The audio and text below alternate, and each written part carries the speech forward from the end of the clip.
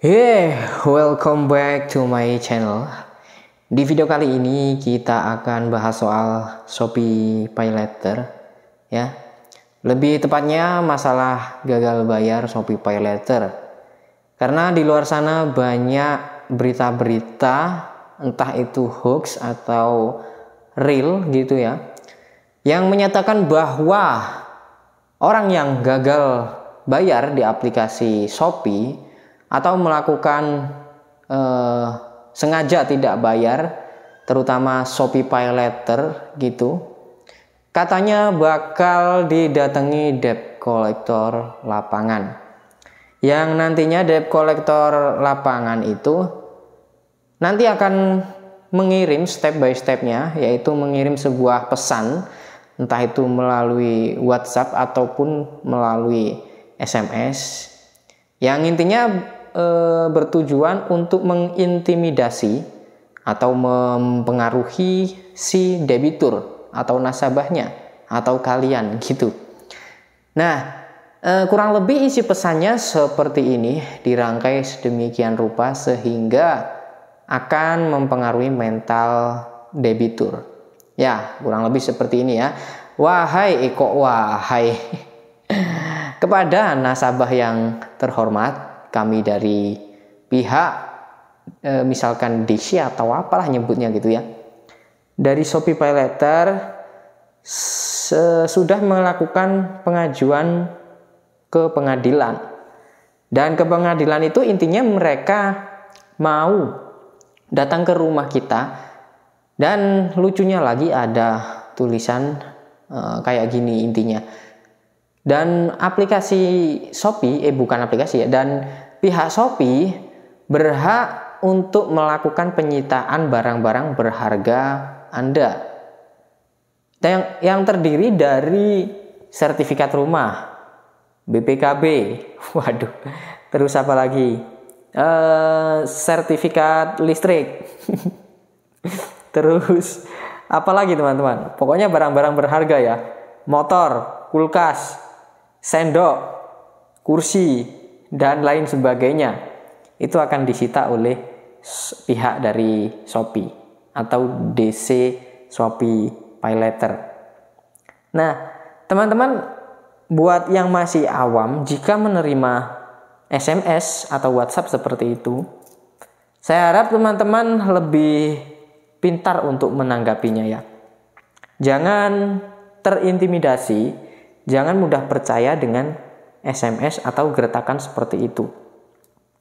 Karena yang namanya walaupun sudah diajukan ke penegak hukum, itu nggak semudah yang teman-teman kira ya. Karena apa? Logika saja. Limit pay later maksimal yang akan kalian dapatkan itu berapa sih?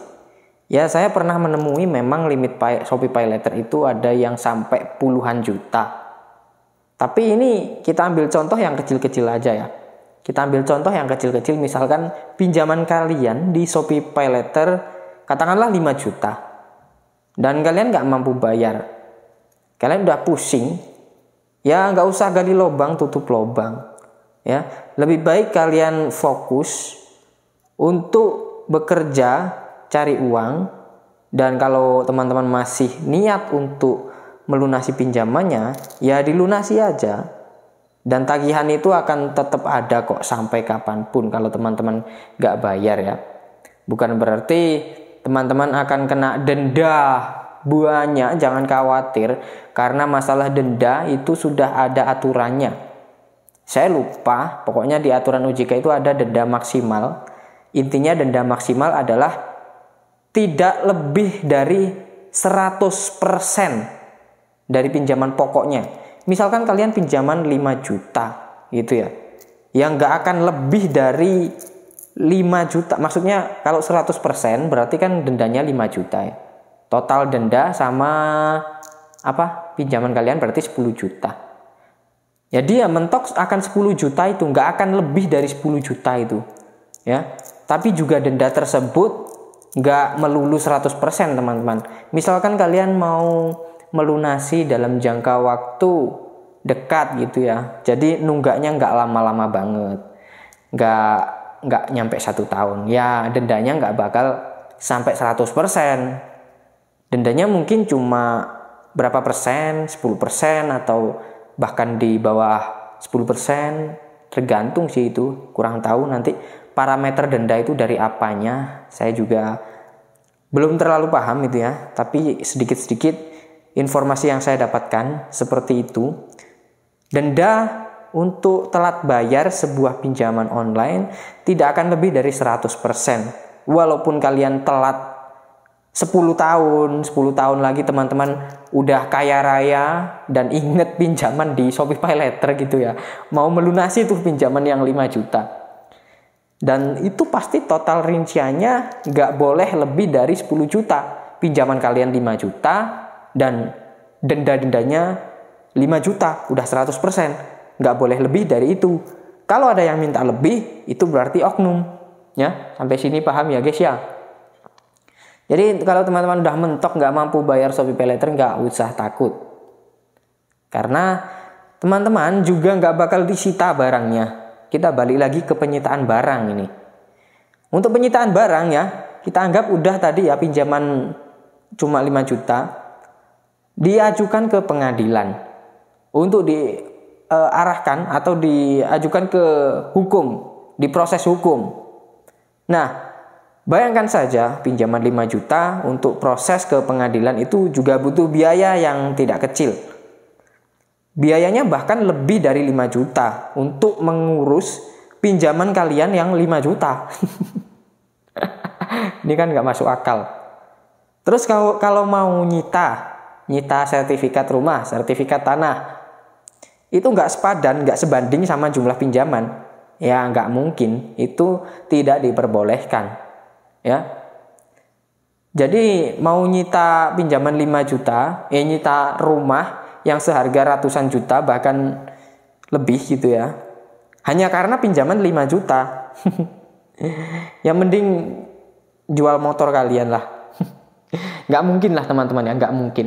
Kalau memang terus diintimidasi, diteror seperti itu, udahlah tenang dan santai. Teman-teman duduk manis, suruh aja datang ke rumah kalian gitu ya.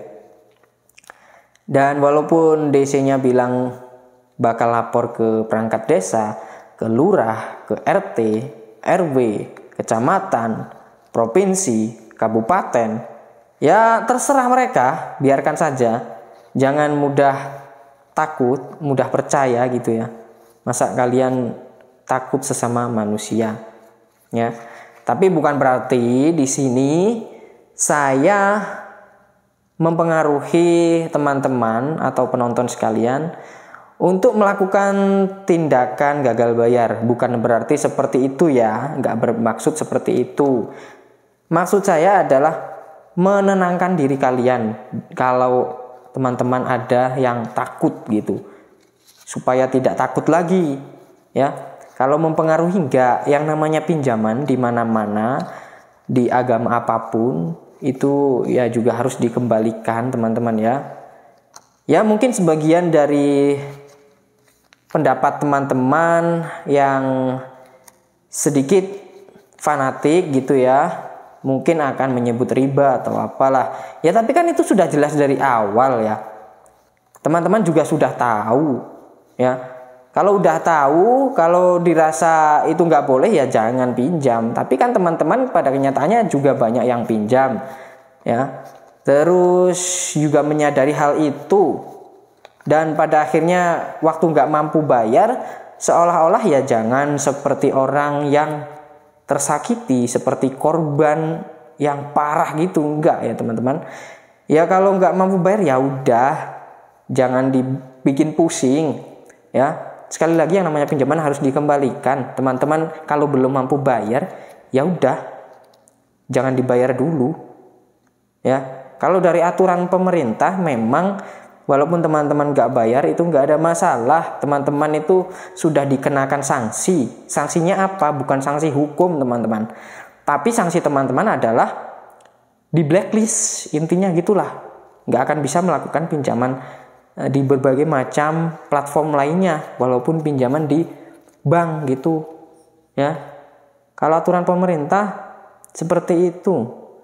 Kalau kalian nggak bayar nggak masalah, kalian akan di blacklist dan nggak akan bisa pinjam lagi.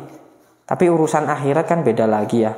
Dan tentunya masing-masing agama juga semuanya mengajarkan kebaikan gitu ya teman-teman. Tapi kita nggak akan bahas jauh soal itu. Kita hanya fokus di masalah pinjaman Shopee Pay Later ini ya. Kenapa harus jauh-jauh? Oke, sampai saat ini teman-teman udah tahu ya, sampai detik ini apa yang harus teman-teman lakukan jika udah nggak mampu bayar Shopee Pay Later atau bahkan pinjaman yang lainnya. Jangan dibayar ya, bayarlah kalau kalian udah punya uang lebih. Sampai kapanpun nggak akan kalian didatangi DC, yang namanya DC. Kalau mau datengin DC, pihak Shopee itu butuh DC banyak banget karena yang melakukan gagal bayar juga banyak banget. Gitu ya. Oke, mungkin itu aja di video kali ini. Sampai jumpa lagi di video selanjutnya. Jika ada pendapat lain tulis di kolom komentar. Bye bye.